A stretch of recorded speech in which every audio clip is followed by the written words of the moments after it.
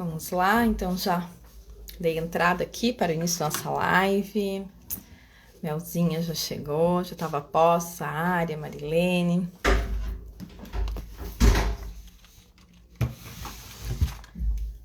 Aline, ô galera, pontual, né? Tô mais pontual que eu.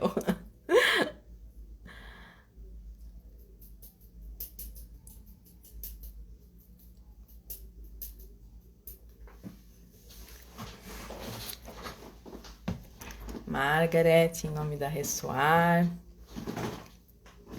Margaret já tá descolada aí com as lives, já tá lá com a mão assim. Eduardo mandou uma solicitação para entrar.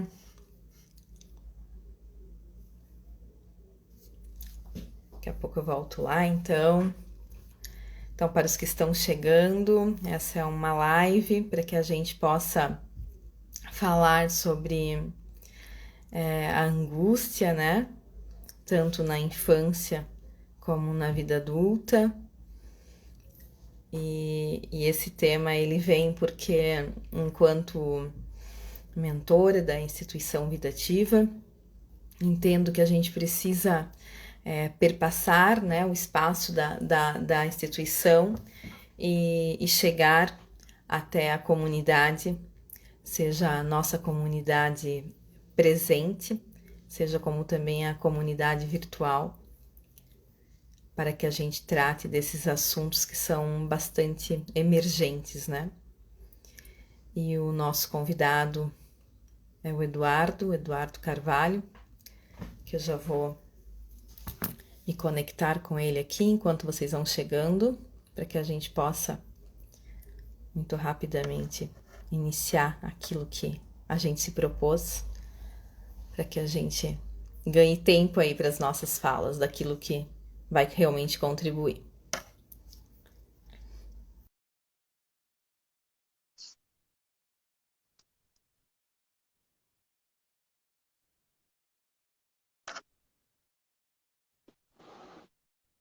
Agora o Eduardo chegou, isso, ajeita aí a câmera para pegar mais o rosto, né?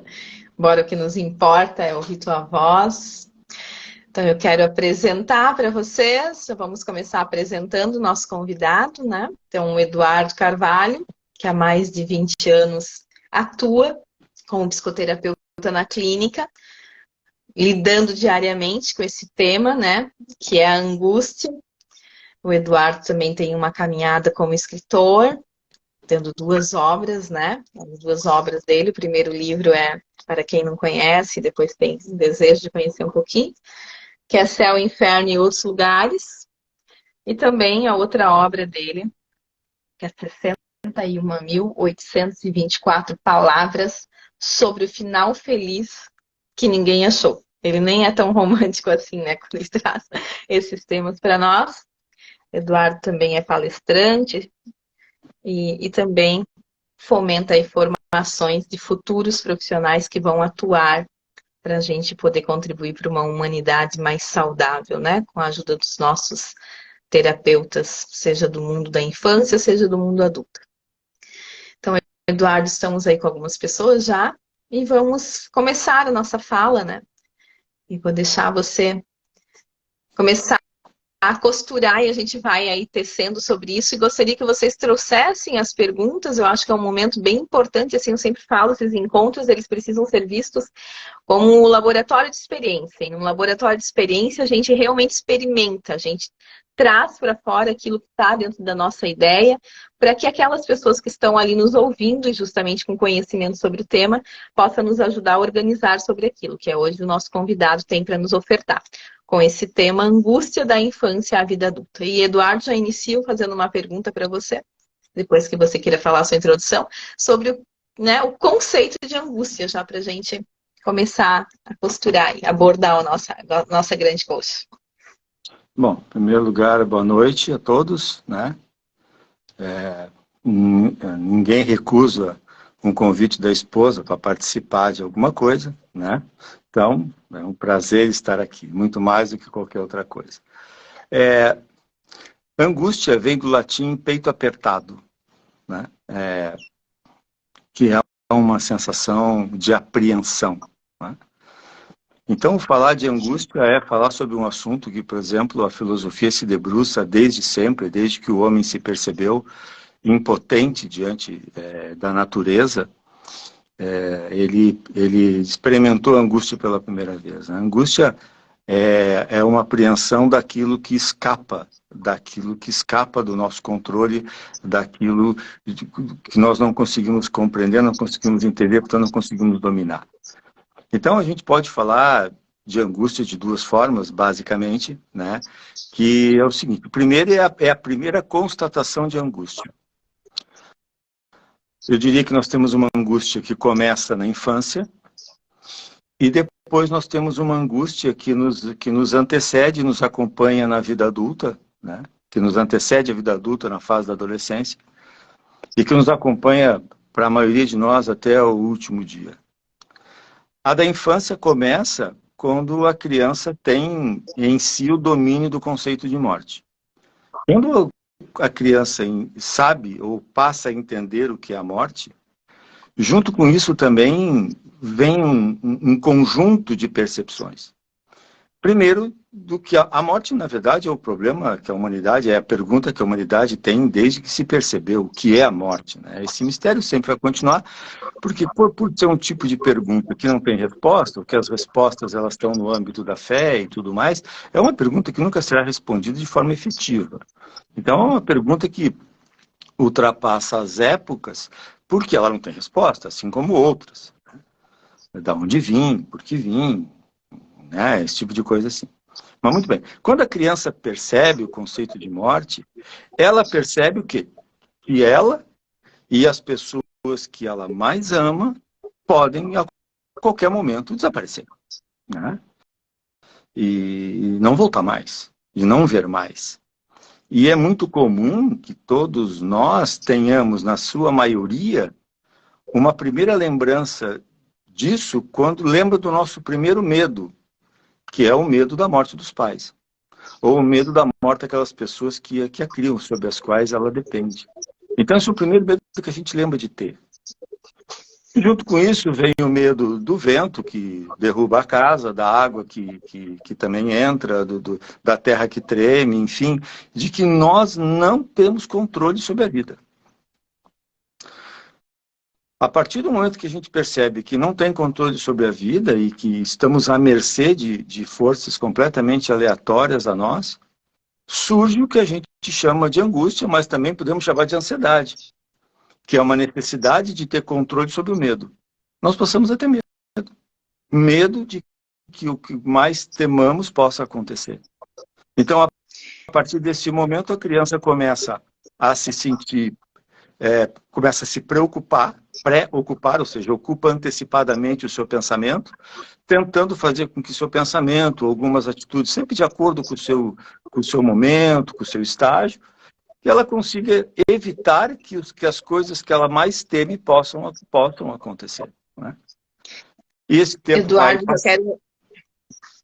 eu já quero fazer uma costura aqui, né? Porque a gente sabe que a criança vai tomando conceito de morte a partir de uma determinada idade apenas, mas hoje a gente vê crianças menores ainda do que a idade que a gente tem hoje, né? Trazido aí pelos estudos, pela ciência, que é a idade que a criança começa a se deparar com a morte. E eu queria que tu costurasse um pouquinho como os pais reverberam numa criança que nem tem essa prontidão para sentir ainda a angústia e a ansiedade, e que essa angústia e a ansiedade não é dela, mas não, ela claro, advém do outro. Né? Advém do meio, advém da família, advém se ela vê, porque os pais estão para oferecer segurança e estabilidade, né? Quando a criança percebe os pais instáveis, a primeira coisa que acontece é ela se sentir responsável por isso. Porque desde que ela nasceu, ela ouve dos pais o quanto ela é importante, o quanto ela é amada, o quanto tudo isso. Então, a criança, ao ver os pais estáveis, ela também se pensa responsável por isso. E é muito comum, às vezes, você vê que quem está cuidando dos pais é a criança, né? Não são os pais que estão cuidando da criança, é a criança que cuida dos pais. Ou seja, os pais precisam da criança para poder estar bem, né? Então, esse processo já começa a acompanhar a criança a partir desse momento, e a partir que ela vai crescendo, que ela vai tomando uma ciência do mundo cada vez maior, que ela vai percebendo o mundo cada vez maior, isso já é uma questão do nosso tempo. Hoje, com a internet, antigamente, quando eu digo antigamente, não estou falando de muito tempo, o nosso mundo era a nossa cidade, era o nosso bairro. Hoje, o nosso mundo é o mundo todo. Então, temos acesso, hoje a criança tem acesso hoje a um sem número de informações que deixam ela ainda mais instável em relação a isso. E à medida que ela vai crescendo, ela vai tomando ciência da pressão que ela tem do meio para que ela dê resultado. Primeiro, para que ela não decepcione os seus pais, e depois para que ela, atendendo à expectativa dos pais, ela consiga ter o famoso sucesso, né? E ela cai num segundo momento de angústia, que é o momento em que ela precisa dar conta das suas decisões, né? O ser humano não é algo pré-determinado. Nós não temos nada que nos anteceda, que as pessoas costumam chamar de essência. Nós somos resultado das experiências que tivemos. Nós somos resultado do nosso passado, né? Nosso passado nos traz até aqui. E aí ela começa, o jovem, o adolescente, ele precisa tomar decisões do que ele vai ser, e ele tem que ser competitivo desde cada vez mais cedo, porque ele disputa a vaga cada vez mais cedo, disputa a oportunidade cada vez mais cedo, ele é pressionado a dar resultado, né? E às vezes ele toma uma decisão de vida que ele nem está pronto para tomar. Eu, como psicoterapeuta, não consigo entender que alguém com 17 anos saiba o que é da vida, né? E a partir daí você entra nessa coisa, você precisa tomar decisões. E tomar decisões é uma grande angústia. Por quê? Porque você precisa dar conta do resultado. As escolhas são tuas e são nossas. Nós somos responsáveis pelas nossas escolhas. Se existe liberdade, a liberdade é fazer escolhas. E nós temos medo de errar a escolha. Nós temos medo que a escolha não dê certo. E nós caímos naquele ato, que é um hiato existencial, que é a segunda angústia que falei. Que é aquela em que eu não sou mais quem eu era, mas eu também nunca sou o que eu quero ser. Eu sempre quero ser alguma coisa. E se eu quero ser alguma coisa, é porque eu não sou agora. Mas eu também já não sou o que eu fui. Então, a constatação de que nós estamos sempre num hiato, né? O existencialismo chama isso de nada, né? Que é aquele espaço vazio das tuas decisões, em que você vai tomar decisões para tentar ser o que você quer ser, conseguir o que você quer conseguir, não sendo ainda essa pessoa, porque você também já não é mais quem já foi. Então, a angústia é quase uma natureza humana. Natureza do único animal que habita esse planeta que sabe que morre, né? Isso nos persegue a vida toda. Então, nós buscamos coisas o tempo todo para tentar nos distrair disso, para tentar nos fazer esquecer disso, né? E às vezes o que a gente chama de felicidade, não, mas é que um momento ou outro de esquecimento, né? Por isso que a felicidade é repetida como algo que passa muito rápido, muito fugaz, né? Porque o nosso conceito de felicidade é um conceito de esquecimento, que a gente esquece da nossa angústia, a angústia que temos desde criança, desde que nos percebemos ser, né? E a angústia que nos persegue a vida inteira. Num mundo em que nos cobra cada vez mais, num mundo que nos exige cada vez mais, e tudo aquilo que ele nos exige cada vez dura menos tempo. Cada vez se dissolve mais rápido. Cada vez surgem mais coisas a que se ter, né? E isso faz com que, inevitavelmente, e vemos isso em todas as estatísticas, né? Quando nós temos crianças e adolescentes com números de suicídio que crescem a 40% ao ano, quando os suicídios em adulto dobra a cada ano, quando você vê adolescente precisando tomar remédios psiquiátricos para poder dar conta da sua vida, significa que esse modelo esgotou a sua função, ele não funciona mais, né?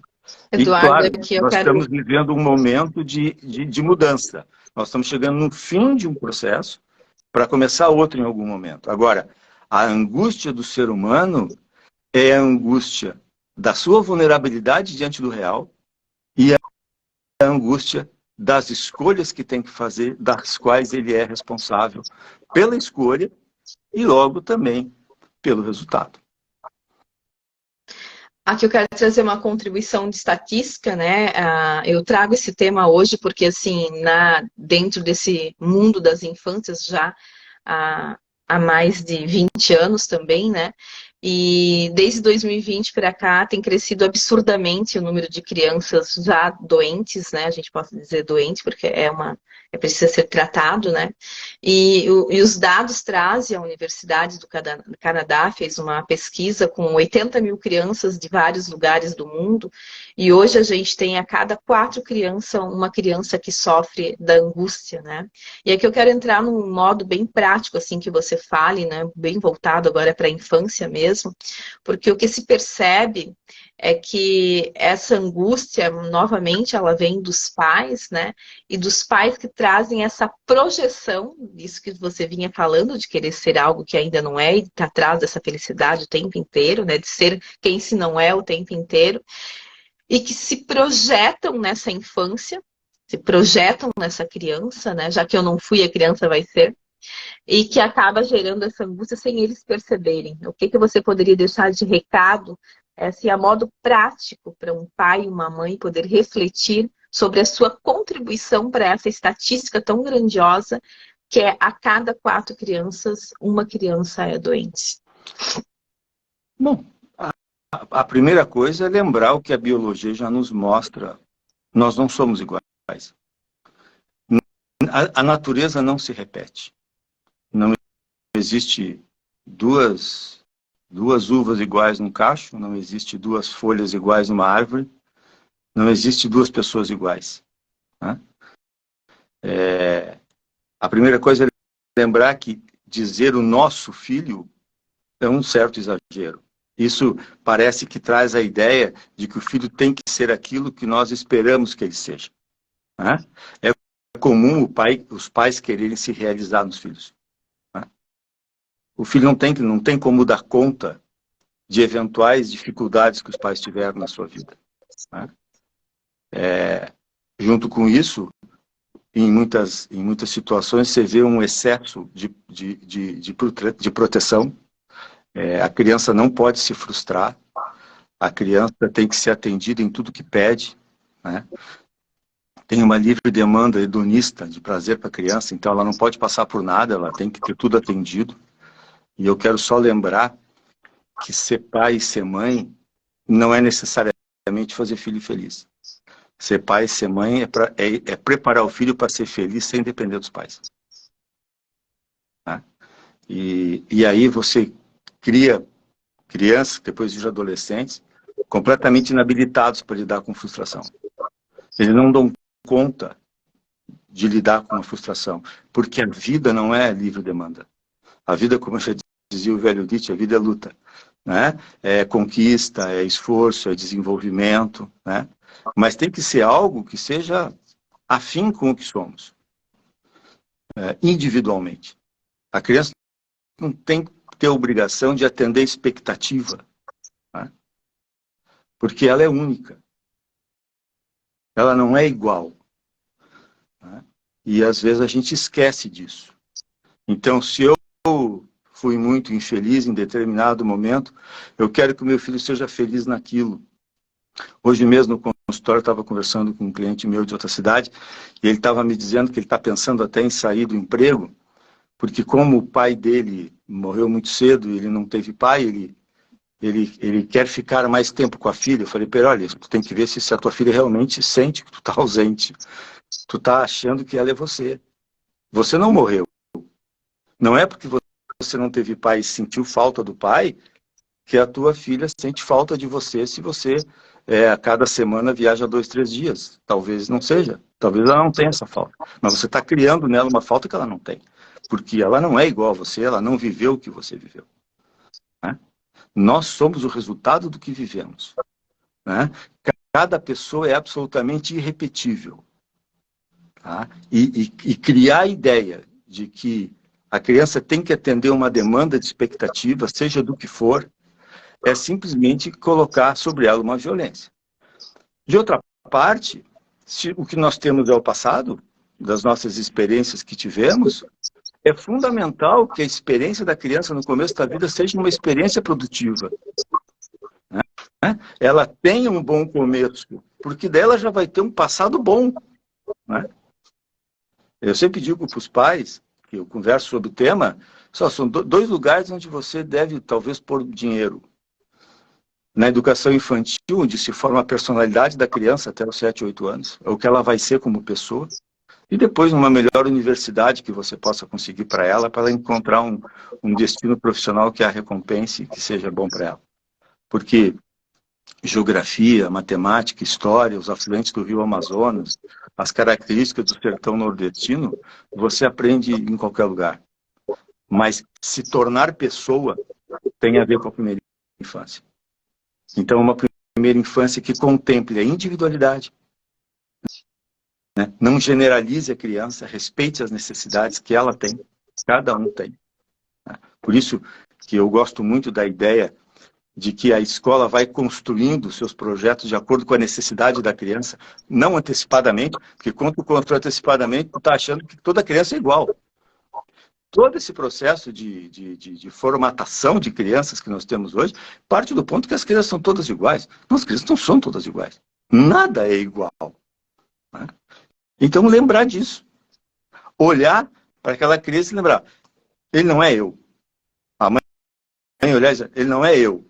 Quem ele é? O que ele precisa? Sendo ele quem é. Não quem eu gostaria que ele fosse ou quem eu espero que ele seja. Né? Porque a criança tem que dar conta de atender expectativas. Expectativas que não tem a ver com ela.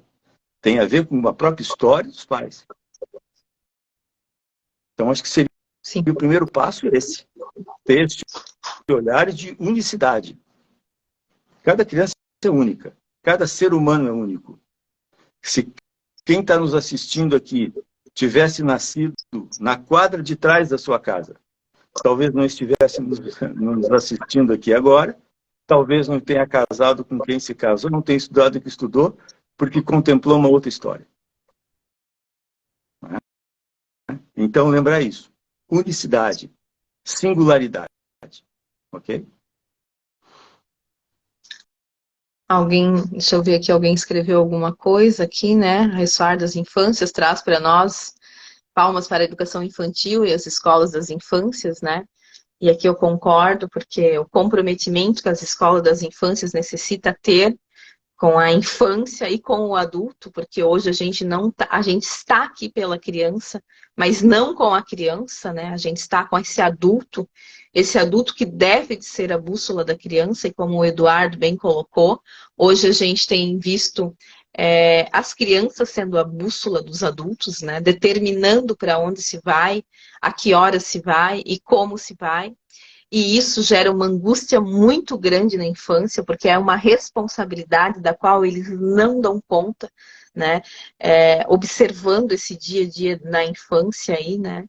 É muito nítido quando a gente pega essas estatísticas que desde 2020 cresceu absurdamente, mais de 100% os casos de ansiedade e depressão que nascem dessa angústia, né? Na infância e na adolescência. Não tem como nós não nos perguntarmos como jardineiros desses sujeitos menores, né? O que nós adultos estamos fazendo para que a gente está gerando toda uma geração doentia, né? Hoje a gente sabe que o adulto está doente.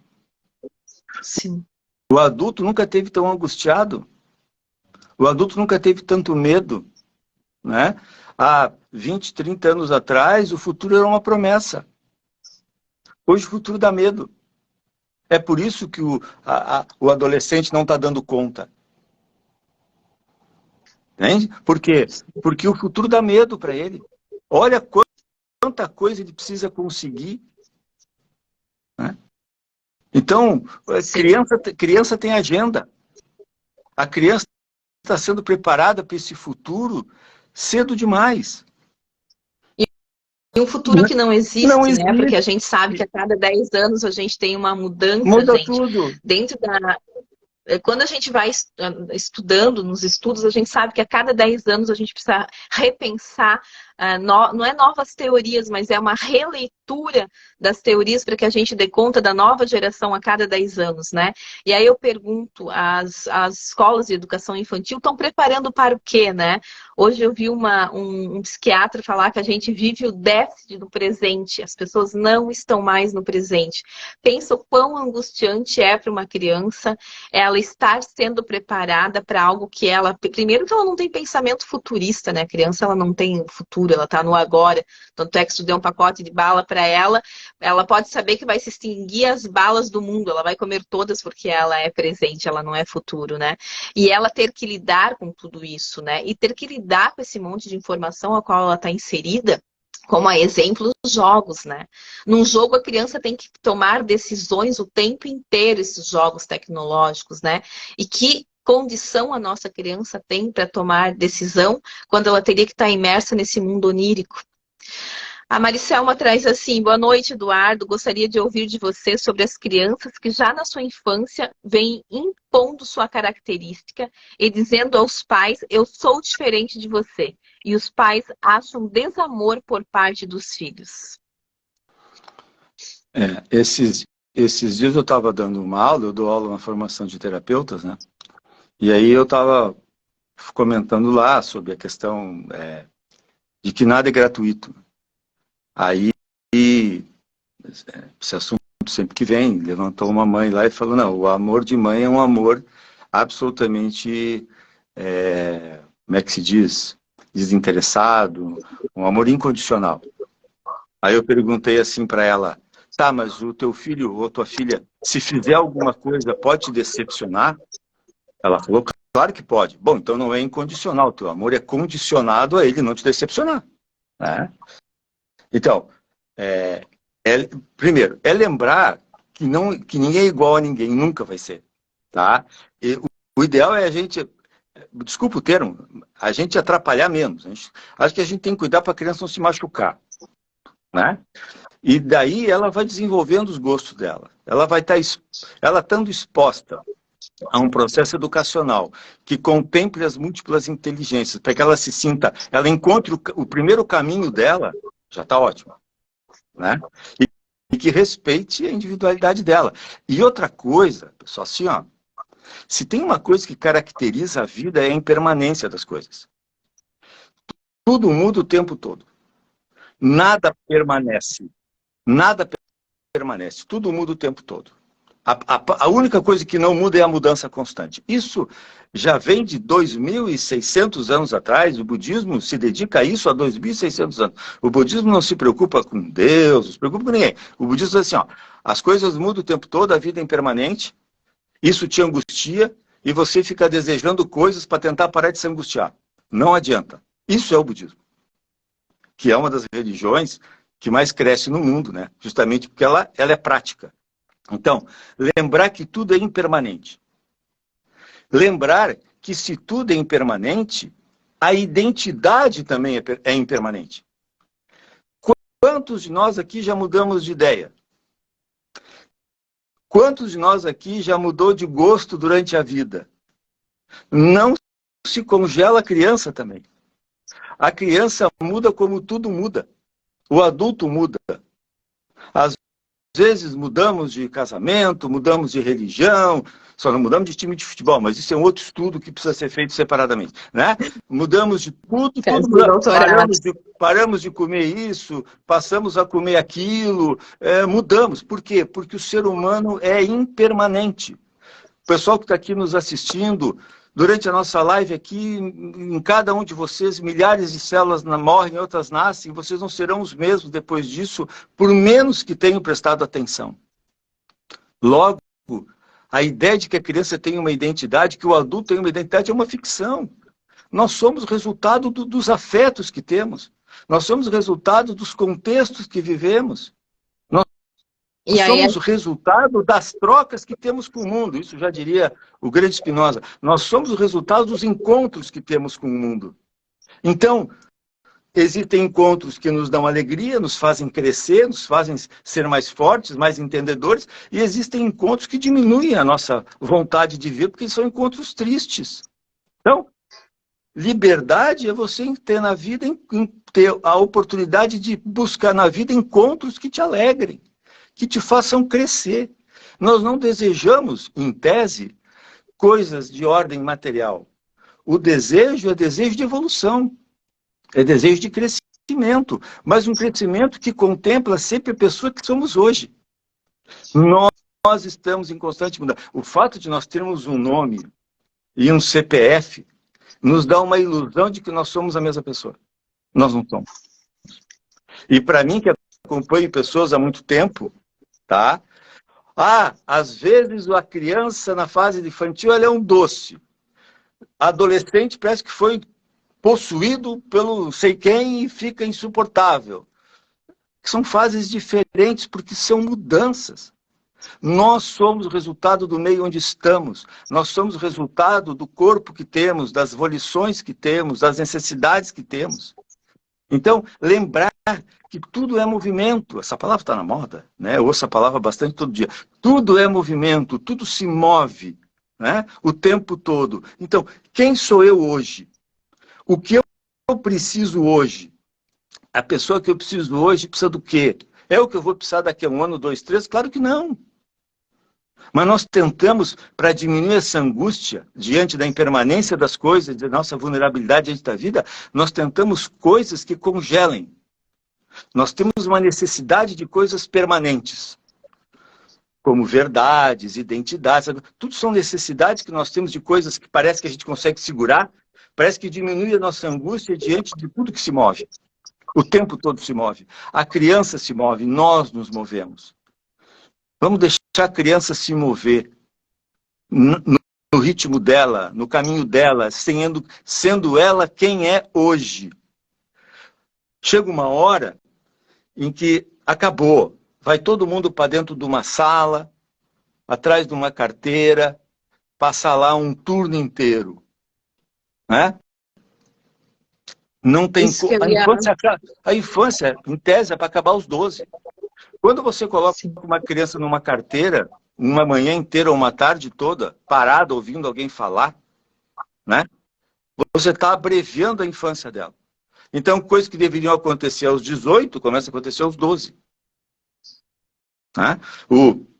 Uma escola, eu vi isso, eu acho que foi Foucault que falou, não me lembro. Uma escola devia ser um ônibus. Né? Uma escola tem que ser um ônibus. Eu não vou lá botar uma foto, pegar numa apostila um desenho de mata ciliar. Eu pego o ônibus e vou na mata ciliar. A criança vê a mata ciliar, vê o rio, o mar, pega na planta, vê a água chegando perto. Isso você jamais vai esquecer. Nós não ensinamos as crianças pela experiência sensorial da vida. Nós ensinamos por modelos teóricos. E qual é o problema do modelo teórico? O modelo teórico parte de um pressuposto. Todos somos iguais. Portanto, se aplica o modelo a todos. Não vai dar certo. E quanto mais o mundo fica rápido, mais os modelos teóricos vão fracassando e mais as crianças vão sentindo essa dificuldade e ver um mundo como cada vez mais hostil para elas. Né? Então, se esconder, né? o mundo fica hostil. O que tem extraordinário, né, nessa infância, e quando eu falo que tem extraordinário, não é nada, o extraordinário é o simples, né, a simplicidade das coisas, já que essa infância, então, vai ser, já que nós somos resultados das nossas experiências, dos lugares que nós estamos inseridos, essa é uma pergunta que eu quero deixar aqui para todos que estão aqui, principalmente os pais, né? Quais são as experiências e o que eu estou dando de extraordinário para o meu filho, para que ele seja, então, produto disso, tá? Para que vocês pensem, né? O que nós estamos dando de extraordinário para nossa criança. Lembrando que para nossa criança, o extraordinário ele é muito simples. Ele não é essa complexidade. Né? O próprio David falava que a grande sofisticação e a simplicidade. Né? Então, assim, de novo, se somos resultado do nosso passado, se somos o resultado da nossa história, e o presente é sempre um vazio entre o que já foi e o que vem, quanto melhor esse passado for honesto com ele, respeitá-lo, respeitar a criança, tanto melhor serão as decisões que ela tomará no presente. Porque quer decidam por nós, quer nós entreguemos a decisão para alguém, quer nós assumamos as nossas decisões, são nossas. Né? Então, quem é que está decidindo hoje? É quem teve bons encontros com o mundo ou encontros tristes com o mundo? Então, Sim, por isso a que a linha que questão faz inicial da formação da personalidade é decisiva. Essa fase dos 0 aos 7 anos é decisiva. A partir daí, mudando só com grandes acontecimentos ou terapia. Senão você será o resultado dessa fase. As tuas mudanças a partir dali virão a partir de uma base que se formou na formação da personalidade. Tá? A partir dali é variação deste ponto. Parte dali. Por isso que quanto mais qualidade você tiver, quanto mais liberdade você tiver de ser quem é. Né? O Nietzsche, ele era meio fora da casinha, mas ele tinha algumas coisas muito legais. Ele, quando dava aula na Universidade da Basileia, ele batia na mesa e gritava assim: torna-te quem és. Torna-te quem és. Torna-te quem és. Aí os alunos não entendiam o que ele estava falando. Tom, mas eu sou quem eu sou. Ele falou: não, tu nunca foi quem tu é. Tu é uma expectativa que se esforça em dar certo. Quem é você mesmo? Né? E o adulto tem seu momento, né? Que eu costumo chamar do momento do domingo de tarde. Domingo de tardezinha, meio nublado, dá uma chuvinha, é a hora da melancolia, né? Ali você se conecta com as escolhas que não fez, né? Lamenta algumas escolhas que não fez. Repensa algumas escolhas que fez. Porque você é aquele momento que você às vezes se depara contigo mesmo, né? Então, quanto mais essa pessoa se formar num ambiente que respeite a sua originalidade, que dê ela a opção de encontrar a sua inteligência, de poder conviver com a sua inteligência desde cedo. Primeiro, isso é um encontro feliz com a vida. E um encontro feliz com a vida gera alegria. O que é alegria? É vontade de viver cada vez mais. Encontros tristes... É o oposto da angústia. É o oposto da angústia. Exatamente. Porque na alegria somos todos potentes de vida. Não cabe a tristeza, que é a morte, onde a vida está presente. O velho Epicuro sempre dizia, Epicuro e a morte, ele fala: não me preocupo com a morte, porque quando eu estou, a morte não está, e quando a morte estiver, não estarei mais. Né? Então, ele não dava espaço, porque ele dizia o quê? A vida é alegria. Não dá para ter alegria sempre? Não dá para ter alegria sempre, porque o mundo é do jeito que é. Mas a gente pode fazer escolhas que nos ofereçam momentos de alegria. E é uma conta simples. Se a tua vida tem mais momentos de alegria do que tristeza, você quer viver cada vez mais. Agora, se a tua vida tem mais momentos de tristeza do que de alegria, a tua tendência é querer viver cada vez menos. E a depressão é o quê? A depressão é não mais querer viver. É quando a vida te soterra. É quando a tristeza vira aquilo que você é. Né? Então, não é fácil no mundo. O mundo está cada vez nos exigindo as coisas iguais para todos. Os símbolos de sucesso são os mesmos para todos. Né? E a gente luta cada vez mais para ter coisas que não precisa, mas que mostram para as pessoas que nós somos bons, e a gente quer ser amado, a gente quer ser respeitado. E talvez para a criança baste a gente sempre deixar ela ser o que ela quer ser. Né? Já ajuda bastante. É muito triste, né, pensar que a depressão é esse não estado mais desejar viver, e saber que hoje nós temos crianças e adolescentes depressivos, né? Nunca se aumentou tanto o número de suicídios, né? É comum eu recebendo da adolescência. Muito. Eu fiz palestra em escolas que tinham graves casos de suicídio. Cara, quando a criança se mata, acabou. O sistema faliu. Né? O sistema ali realmente está falido. Né? Ele E tá, ali faz uma colocação. Por quê? E aí eu acho importante colocar isso, que é uma coisa que eu sempre falo. Onde eu estou, eu falo. É minha pregação. Né? Esse sistema do jeito que é, ele vive da tristeza. Pessoas tristes, pessoas angustiadas são ótimos consumidores. Quando você está contente, quando você está potente, quando está alegria em você, eu não sei se você já percebe, você não precisa de nada.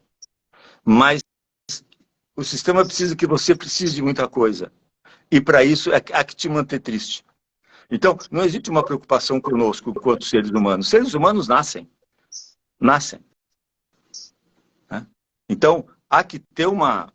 Há que as pessoas desobedeçam um pouco, elas se rebelem contra isso e busquem a sua alegria. Eduardo, Porque a ali ideia você é que a coloca tristeza aqui. nos leve cada vez mais, porque a tristeza rende. A tristeza rende em todas as pontas do mercado. Sim. A Aline coloca aqui que só quando ela buscou o autoconhecimento ela pôde romper com padrões na educação da filha dela, né? Então, assim, hoje eu percebo que muitos pais, muitos não, a grande maioria, né? Alguém colocou aqui, a Catiane, difícil existir, simples assim. É, muitos pais, eles, a maioria, nós todos pais, né? A gente erra não no desejo de errar, né? Aqui ninguém tá pro julgamento, pro apontamento do dedo, mas a gente erra pela falta de conhecimento. Então, assim, também gostaria que tu falasse um pouquinho, Eduardo, como é importante o adulto ter autoconhecimento, né? Para que ele possa realmente dar conta de todos esses monstros que nos habitam na vida adulta e É, que vêm desde a infância, para que a gente não deixe esse lixo com a nossa criança, essa responsabilidade com a nossa criança, que vai ser também um adulto doente. Muito brevemente, aliás, uma criança doente, um adolescente doente, um adulto já falido na sua saúde psíquica, né? bom, sobre autoconhecimento, esse é um assunto que é a minha disciplina nos cursos de formação, é autoconhecimento, né? E também alguma coisa de filosofia clínica, né? Mas o autoconhecimento não é uma preocupação ou uma coisa curricular. Você não vai ver na grade do ensino fundamental nem do ensino médio autoconhecimento. Por quê? O autoconhecimento tende a te dar liberdade. Se você é livre, você sai do controle. E se você sai do controle, não interessa. Todo mundo que sai do controle precisa tomar um remedinho para voltar para o controle. Né? Muitas das crises emocionais que as pessoas têm são crises de necessidade de crescimento e de individuação. Eu quero ser quem sou. Né? E como eu não posso ser quem sou, eu termino adoecendo. Né? Mas o autoconhecimento, que deveria ser algo com a que a gente convivesse desde a pré-infância, né? Não é. O autoconhecimento surge no desespero, quando a pessoa desistiu de esperar. O desespero é bom, é desistir de esperar. Né? Já fui em tudo, já tentei de tudo, já me benzi, já participei de exorcismo, já fiz de tudo. Aí o autoconhecimento chega assim, eu acho que o problema sou eu. Aí vem a necessidade de autoconhecimento.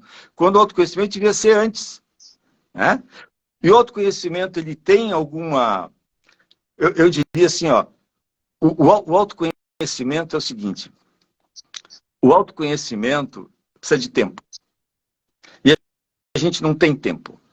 Então o autoconhecimento surge como uma necessidade, não como uma coisa que se deve experienciar. Porque o autoconhecimento busca o quê? Olhar para quem eu sou e o que eu preciso hoje. O autoconhecimento chega a algum lugar? Não, no sentido de vai ter um dia que eu vou me conhecer totalmente? Não, porque se tudo é impermanente, nunca isso vai acontecer. Mas eu diria que o autoconhecimento faz você viajar pela estrada olhando a paisagem. Do jeito que a gente vive, a gente só viaja pela estrada olhando para onde se quer chegar o tempo todo. A gente não vê a paisagem. O que é a paisagem? É a vida. A gente não vê a paisagem. Então, o autoconhecimento é uma diminuição de velocidade. É você, em vez de andar 120 por hora ou muito mais, é você andar 80 para dar tempo de olhar a paisagem. Né? Às vezes a gente tira um final de semana, vai para algum lugar, paga uma grana só para ver a paisagem. Né? A vida é a paisagem. Nós não precisamos chegar em algum lugar. A vida é a paisagem. Então o autoconhecimento chega quando todas as outras alternativas falharam e vem com uma ideia de que vai resolver todos os problemas. Às vezes o autoconhecimento, no começo, ele aumenta o teu problema. Porque ele aumenta a tua responsabilidade. O autoconhecimento não... Tem uma coisa que o autoconhecimento faz. Você não será mais vítima. Vítima do tempo, da conjuntura, vítima do karma, não interessa. O autoconhecimento é o seguinte, é você contigo mesmo, as tuas decisões, as tuas escolhas e pronto. Assuma a responsabilidade pela tua vida. Não é um negócio muito agradável. Não, não é. Enquanto eu puder estar sendo vitimado por uma vida passada, por um espírito que se apossou da minha pessoa, pelo governo, por alguém, ótimo. Eu sou vítima. A vítima não precisa mudar. Só quem precisa mudar é quem assume a responsabilidade. Tá? Então, o autoconhecimento é um perigo. Eu sempre digo para meus alunos lá, né, do primeiro dia de aula, eu falo, esse negócio aqui tende a dar problema, autoconhecimento. Então, se você quiser fugir do problema, já sai agora, já desista agora. Né? Porque isso vai dar problema. Por quê? Você vai ser obrigado a questionar tudo, você vai ser obrigado a levantar o tapete, você vai ser obrigado a lidar com as suas crenças, você vai ser obrigado a assumir que tem coisas que você acreditou a vida inteira e que se você olhar para ver, nunca teve. E é sobre isso que você está assentado. Né? Eu fico sem chão. Fica. Mas eu caio, então. Cai e levanta novo. Né? Então é difícil lidar com a gente mesmo. Então o autoconhecimento hoje surge num pânico, no desespero. Né? Aqui tem alguém falando aqui que o primeiro dia de aula foi uma loucura. Essa foi uma sobrevivente, pelo visto, não desistiu. Entende? Então é assim que é. Agora, autoconhecimento devia ser tema de escola. Devia ter desde o ensino fundamental. Autoconhecimento devia ter... por que eu sou como sou? Por que eu penso no que eu penso? Por que eu tenho medo o tempo inteiro? Por que eu tenho que controlar tudo? Eu quero controlar as pessoas, quero controlar a vida, eu quero ter controle. Por que esse medo me pede controle o tempo todo? A gente não tem tempo de se olhar, a gente aprende coisas que não servem para absolutamente nada. Mas é aquela história. De novo, pessoas tristes, pessoas angustiadas, elas são ótimos clientes. Ótimos consumidores. Tá? Não sei se saímos um pouco do tema, mas a angústia é a nossa natureza. A gente vai deixar de ficar angustiado? Não. Por quê? Porque nós sabemos que tudo pode acontecer a qualquer momento, nós não controlamos a vida. Eu estou sempre querendo parar com a minha angústia, eu estou sempre desejando alguma coisa. Então, enquanto eu estou desejando alguma coisa, é porque eu ainda não sou capaz de ter. Então, eu vou lá, consigo, daqui a pouco eu percebo que fico angustiado de novo, e assim a vida vai. Agora, quando a gente entende como isso funciona, a gente consegue entrar numa certa serenidade. A serenidade é a capacidade de lidar com a imprevisibilidade da vida, com a falta de sentido que tem a vida, e a vida é assim mesmo. A vida não tem nenhuma obrigação de nos atender a nossa expectativa de justiça, de nada. São coisas nossas. Né? Então, lidar com isso tudo nos torna, né, mais serenos. Digamos que é uma angústia sem glúten, sem lactose. Fica melhor.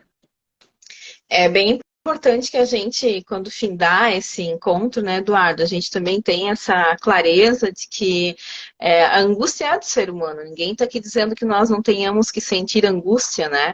A gente está aqui dizendo onde a gente tem que colocar a angústia, que é bastante diferente. A Catiane perguntou ali o que é o medo. Uhum. O medo, vou ser breve, Catiane, para te ajudar, nem sei como é que estamos de tempo aqui. O medo é uma sensação psíquica e física sempre que você estiver diante de uma situação que você não tem controle. Sempre que você estiver diante de uma sensação que tu não tem controle, tu sentirá medo.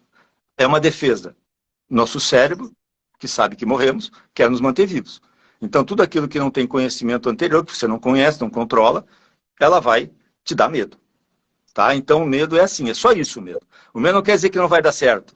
O medo quer dizer que você não controla. Tá bom? É isso, e o tempo passa muito rápido, né, para falar desse tema aí que precisaríamos. Quando eu convidei o Eduardo, ele falou: posso ficar falando uma semana sobre angústia. Falei: não, a gente terá que resumir tudo e sintetizar em 1 hora, porque a gente deixa algum recado, né? E aqui é um convite para que a gente, para lidar com a angústia, também é muito importante a gente entender que a gente precisa falar sobre ela. E a escola, ela tem, né, esse espaço de escuta para aquelas famílias que necessitarem trazer esses temas para nós, para que a gente possa ir dando escuta para isso. Dentro da psicanálise, a gente tem esse movimento, né, O psicoterapeuta tem um papel ali, claro, muito importante de fazer algumas intervenções, mas só o fato de a pessoa falar sobre as suas angústias, ela já está organizando essas angústias. Então, sinto-se muito convidados, os nossos pais da escola, sempre nos buscarem para falar sobre essas angústias. Que às vezes ela é simplesmente um sentimento que só precisa ser relocado, tá? E o Eduardo também, como psicoterapeuta. Nominar as coisas. Aí eu falo da Sim, terapia. sim, sim.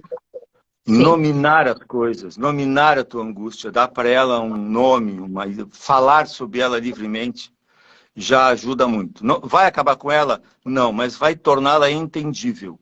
Aqui eu tenho uma espécie de mantra meu, né? Eu tenho lá um blog onde eu escrevo, e, enfim, e lá no meu blog começa assim: tudo aquilo que você não entende te domina. E você passa a dominar tudo aquilo que entende. Então, procurar entender as coisas é a melhor maneira de lidar com a angústia. Não que ela vai acabar, mas ela vai ficar serena.